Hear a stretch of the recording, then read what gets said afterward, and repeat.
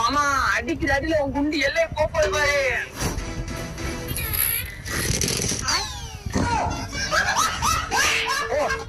எல்லைக்கு அனுப்புற வீட்டுக்கு போ. அப்புறம் நீ காய் எடுத்துட்டு முன்னாடி போ. முன்னாடி 2 குண்டை நான் அனுப்பிடுறேன். அப்படியா? சரி.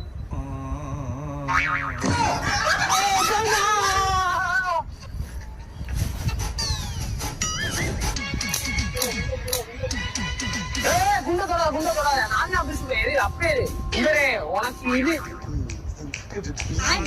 முள்ளு மண்டா உனக்கு இது.